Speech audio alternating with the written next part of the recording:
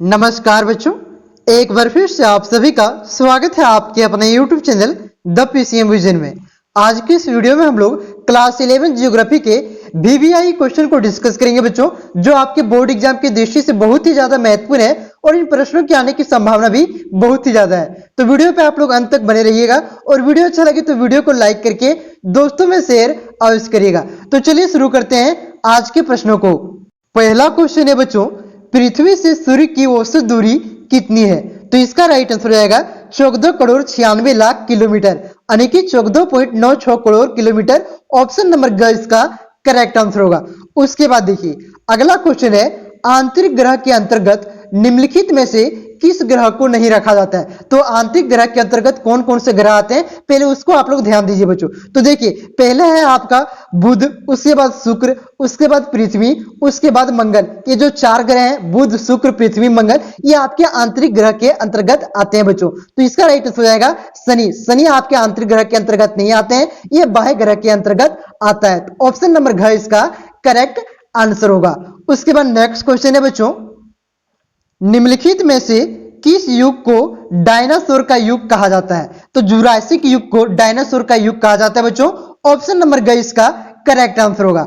उसके बाद देखिए अगला क्वेश्चन है, पृथ्वी पर जीवन का प्रारंभ आज से लगभग कितने वर्ष पूर्व हुआ था? तो इसका राइट आंसर हो जाएगा 3 अरब 80 करोड़ वर्ष पूर्व। ठीक है, ऑप्शन नंबर ग इसका करेक्ट आंसर होगा बच्चों। अगर पूछे पृथ्वी का निर्माण कब हुआ था, तो आज से लगभग 13.7 अरब वर्ष पूर्व। ठीक है, लेकिन जीव की उत्पत्ति पृथ्वी पर कब हुआ?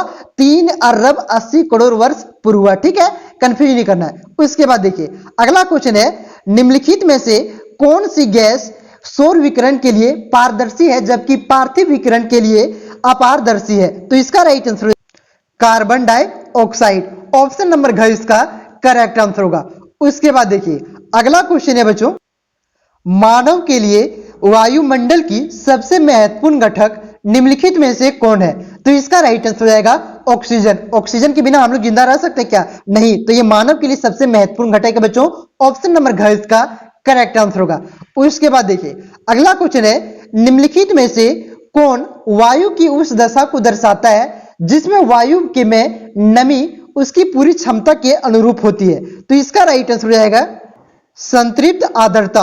ऑप्शन नंबर घ इसका करेक्ट आंसर होगा। उसके बाद देखिए अगला क्वेश्चन है, पृथ्वी का लगभग 50% वनस्पति प्रजाति किस प्रकार की वन में पाई जाती है? तो इसका राइट आंसर जाएगा उष्ण कटिबंधीय वर्षा वन में। ठीक है, तो 50% वनस्पति जो आपका है बच्चों, वो किस प्रकार की वन में पाई जाती है? तो उष्ण कटिबंधीय वर्षा वन में पाई जाती है। ऑप्शन नंबर घ इसका करेक्ट आंसर होगा। बहुत ही ज्यादा इंपॉर्टेंट क्वेश्चन आपको बता रहे हैं, यहां से बहुत सारे प्रश्न आपके बोर्ड एग्जाम में डायरेक्ट देखने को मिलेंगे। और इसी प्रकार से आपका भी हिस्ट्री का होगा, पॉलिटिकल साइंस का अपलोड होगा और इकोनॉमिक्स का भी अपलोड होगा। ठीक है, सभी का 2-2 वीडियो होगा। तो चैनल पे आप नए हैं तो चैनल को सब्सक्राइब अवश्य करके बेल आइकन प्रेस करके अवश्य रखेंगे बच्चों। ठीक है, उसके बाद देखिए अगला क्वेश्चन है, संकट पाना पौधों और जीवों की प्रजातियों को उनके संरक्षण के लिए रेड डाटा सूची किसके द्वारा जारी किया जाता है? तो किसके द्वारा जारी किया जाता है बच्चों? यहाँ पे आपका ऑप्शन में थोड़ा मिस्टेक हो गया, ऑप्शन में दिया ही नहीं है। ठीक है, तो किसके द्वारा जारी किया जाता है?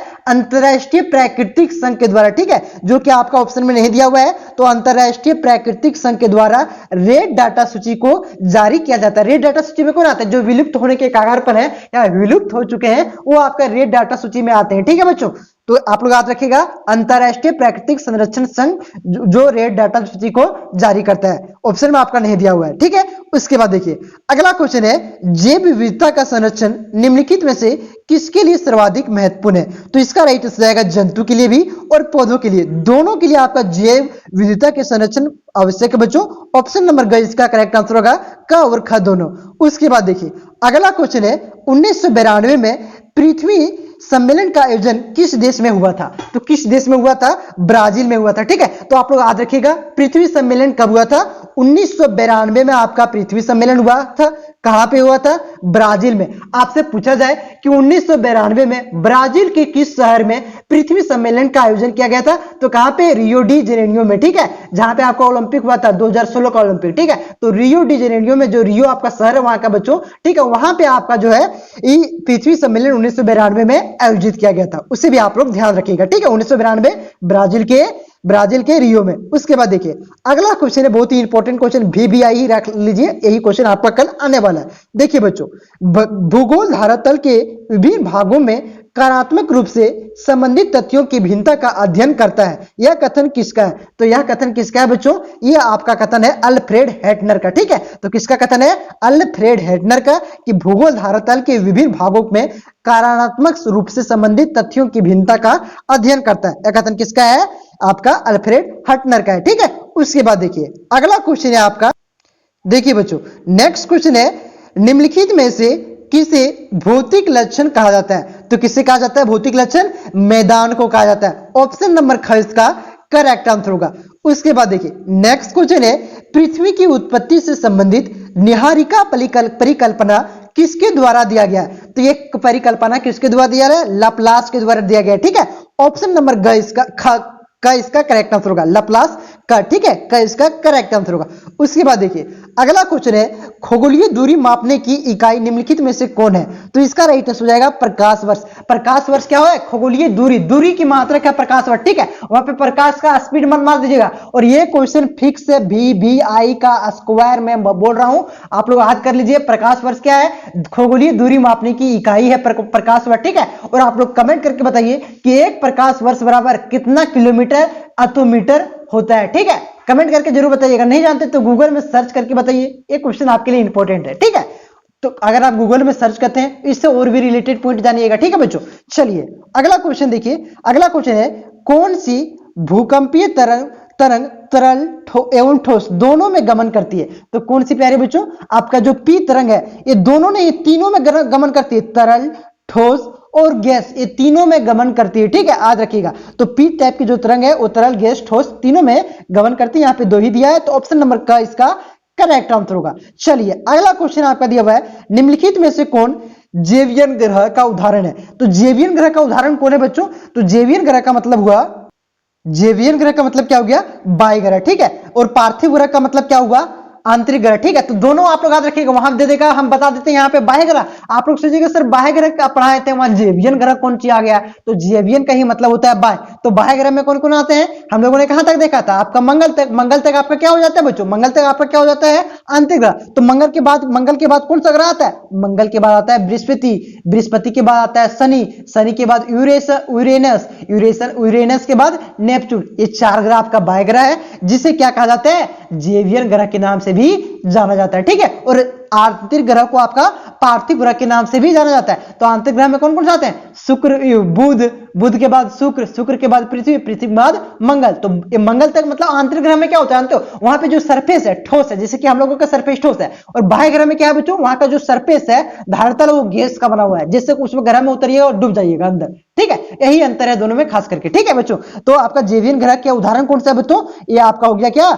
बृहस्पति, ये आपका जेवियन ग्रह का उदाहरण। बाकी बात शुक्र, बुध, मंगल, ये आपका पार्थिव ग्रह यानी कि आंतरिक ग्रह का उदाहरण है। समझते जाइए, कोई भी क्वेश्चन आपसे बोर्ड एग्जाम में पूछा जा सकता है। ठीक है, पता बोल देगा कि यूरेनस, यूरेनस आपका कौन सा ग्रह का उदाहरण है? तो जेवियन यानी कि बाह्य ग्रह का उदाहरण है। ठीक है, वही रिलेटेड क्वेश्चन है आपका, निम्नलिखित में से कौन पार्थिव ग्रह का उदाहरण है? तो पार्थिव ग्रह का उदाहरण कौन है? शुक्र। बाकी बस शनि, बृहस्पति, नेपच्यून, ये क्या है? बाह्य ग्रह यानी कि जेवियन ग्रह। ठीक है, तो शुक्र आपका पार्थिव ग्रह यानी कि आंतरिक ग्रह का उदाहरण है बच्चों। उसके बाद देखिए अगला क्वेश्चन है, पृथ्वी का आकार का संबंध निम्नलिखित में से किससे है? तो किससे बच्चों?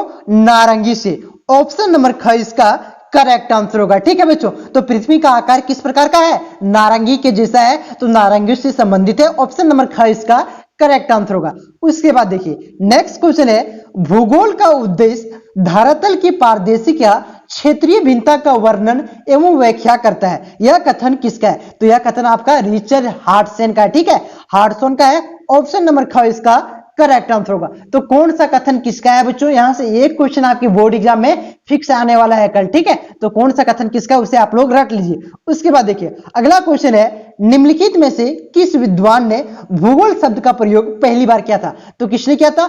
इटेरोस्थीनीज ने किया था। ठीक है, यहाँ पे इटेरास्थीनीज दे दिया है, तो आप लोग याद रखिएगा किसने किया था? इटेरोस्थीनीज ने आपका भूगोल शब्द का यानी कि ज्योग्राफी शब्द का प्रयोग सबसे पहली बार किया था। ऑप्शन नंबर ग इसका करेक्ट आंसर होगा। उसके बाद देखिए नेक्स्ट क्वेश्चन है, पृथ्वी की उत्पत्ति के संबंध में एक प्रारंभिक एवं लोकप्रिय मत ज्वारीय परिकल्पना का विकास किस विद्वान के द्वारा किया गया? तो किस विद्वान के द्वारा किया गया? जेम्स जीन्स के द्वारा किया गया। ठीक है, ऑप्शन नंबर घ इसका करेक्ट आंसर होगा, जेम्स जीन्स। उसके बाद देखिए नेक्स्ट क्वेश्चन है, आधुनिक समय में ब्रह्मांड की उत्पत्ति संबंधित सर्वमान्य सिद्धांत निम्नलिखित में से कौन है? तो इसका राइट आंसर रहेगा बच्चों ऑप्शन नंबर घ, बिग बैंग सिद्धांत। ठीक है, यह आपका सर्वमान्य सिद्धांत है। ऑप्शन नंबर घ इसका करेक्ट आंसर होगा। इसी मतलब इसी को लगभग अधिक लोग मानते हैं कि इसमें जो बताया गया है कि पृथ्वी का उत्पत्ति कैसे हुआ, यहाँ पे जीव कैसे आया। ठीक है, इस जो सिद्धांत में बताया गया तो इसी को अधिकतर लोग मानते हैं बिग बैंग का थ्योरी। ठीक है, बैंग वो ऋतिक रोशन वाला फिल्म या नहीं। ठीक है, नियम है, नियम मिला। ठीक है, मतलब सिद्धांत दिया गया कि पृथ्वी का उत्पत्ति किस प्रकार से हुआ। अगला क्वेश्चन देखिए, प्रकाश वर्ष से क्या मापने की इकाई? तो पहले बताएं खगोलीय दूरी। ठीक है, तो ऑप्शन नंबर का इसका करेक्ट आंसर होगा। अगला क्वेश्चन देखिए, वर्तमान में सौर मंडल में कितने ग्रह हैं? तो 8 ग्रह हैं बच्चों। पहले 9 ग्रह था, लेकिन जो आपका प्लूटो है बच्चों उसे 2006 में सौर मंडल के परिवार से बाहर कर दिया गया। उसके बाद कितने ग्रह बचे हैं? तो 8 ग्रह हैं वर्तमान में। ठीक है, ऑप्शन नंबर ख इसका करेक्ट आंसर होगा। उसके बाद देखिए अगला क्वेश्चन है, भूतल का वह बिंदु जो भूकंप के उद्गम केंद्र के समीपतम होता है। तो इसका राइट आंसर क्या हो जाएगा? क्या कहलाता है?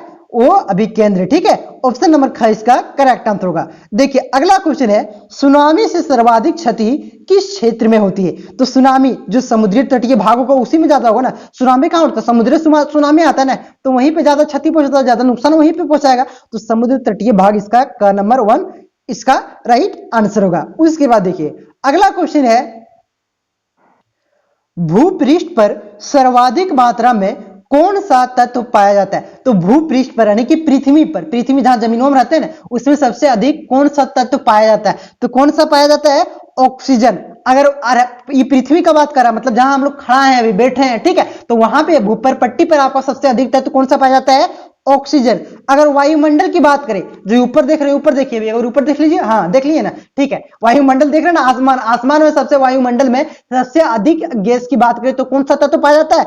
तब नाइट्रोजन होगा। ठीक है, अगर भूपृष्ठ की बात करें तब ऑक्सीजन, और वायुमंडल की बात करें तब नाइट्रोजन। ठीक है बच्चों, मजाक कर रहे थे, ऊपर देखना जरूरी नहीं है। अगला क्वेश्चन देखिए, निम्नलिखित में से कौन भूगर्भ की जानकारी का प्रत्यक्ष साधन है? तो इसका राइट आंसर रहेगा ज्वालामुखी आपका भूगर्भ की जानकारी का प्रत्यक्ष साधन है बच्चों। ऑप्शन नंबर ख इसका करेक्ट आंसर होगा। ठीक है, ऑप्शन नंबर ग होगा, लेकिन यहाँ ख दे दिया है, तो आंसर से सही मतलब रखिए, ऑप्शन में क्या लिखा है वो मत देखिए। ठीक है, यहाँ ग होगा। ठीक है, तो ज्वालामुखी इसका करेक्ट आंसर होगा। अगला क्वेश्चन देखिए, महाद्वीपीय विस्थापन सिद्धांत 1912 में किसके द्वारा प्रस्तावित किया गया था? तो किसके द्वारा प्रस्तावित किया गया था? अल्फ्रेड वेगनर के द्वारा महाद्वीपीय विस्थापन सिद्धांत 1912 में प्रस्तावित किया गया था। ऑप्शन नंबर क इसका करेक्ट आंसर होगा।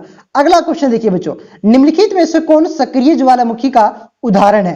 तो ये जो आपका है बच्चों फ्यूजियामा। ठीक है, फ्यूजियामा ये आपका सक्रिय ज्वालामुखी का उदाहरण है। बाकी बात ये सभी आपका भी सक्रिय ज्वालामुखी का उदाहरण नहीं। एंटाना, विस्फोटीय, कोकरोटोवा, ठीक है, ये आपका सक्रिय ज्वालामुखी का उदाहरण नहीं है। जो आपका है बच्चों फ्यूजियामा, ये आपका सक्रिय ज्वालामुखी का उदाहरण है। उसके बाद देखिए बहुत ही इंपॉर्टेंट क्वेश्चन, वीवीआई लगा लीजिए क्वेश्चन में। ठीक है, स्क्वायर मतलब सब तो वीवीआई है, लेकिन ये स्क्वायर हो गया। देखिए रिंग ऑफ फायर किस महासागर में स्थित है? तो रिंग ऑफ फायर आपका प्रशांत महासागर में स्थित है बच्चों। ऑप्शन नंबर घ इसका करेक्ट आंसर होगा। उसके बाद देखिए अगला क्वेश्चन है, प्लेट विवर्तनी का सिद्धांत के अनुसार पृथ्वी के स्थल भाग मुख्यतः कितने प्लेटों में विभक्त है? तो कितने प्लेटों में विभक्त बच्चों? 7 प्लेटों में विभक्त है। ऑप्शन नंबर ग इसका करेक्ट आंसर होगा। उसके बाद देखिए अगला क्वेश्चन है, हिमालय पर्वत की उत्पत्ति किस सागर से हुई थी? तो वीवीआई लगा लीजिए, किस सागर से? तेथिस सागर से। ठीक है, तेथिस सागर से हिमालय पर्वत की उत्पत्ति हुई थी बच्चों। तो यहाँ पे लगभग 40 इंपॉर्टेंट एमसीक्यू मैंने आपको बताया बच्चों, जिसमें से 20 लगभग आने की संभावना है, और नहीं तो इससे रिलेटेड प्रश्न आपके बोर्ड एग्जाम में जरूर देखने को मिलेगा। ठीक है, तो इसे आप लोग रख लीजिए। इसका पीडीएफ चाहते हैं तो टेलीग्राम ग्रुप का लिंक डिस्क्रिप्शन में दिया हुआ है, उसे आप लोग ज्वाइन कर लीजिए। और अभी तक आपने चैनल को सब्सक्राइब नहीं किया बच्चों, तो चैनल को सब्सक्राइब कर लीजिए, क्योंकि अभी हिस्ट्री का अपलोड होगा, फिर आपका पॉलिटिकल साइंस का अपलोड होगा, और फिर इकोनॉमिक्स का अपलोड होगा। ठीक है, और कोई दूसरा सब्जेक्ट आपका है तो कमेंट करके बताएं, उसका भी इंपॉर्टेंट क्वेश्चन अपलोड किया जाएगा। तो मिलते हैं अभी कुछ देर बाद, ज्योग्राफी का पार्ट 2 आएगा, उसमें 40 बताएंगे, खत्म कर देंगे। ठीक है, हिस्ट्री का भी आएगा, तो आप लोग वीडियो पे बने रहिए। वीडियो पे बने रहने के लिए धन्यवाद आप सभी का। चैनल पे नए हैं तो चैनल को सब्सक्राइब कीजिए। आप सभी का धन्यवाद बच्चों, मिलते हैं नेक्स्ट वीडियो में।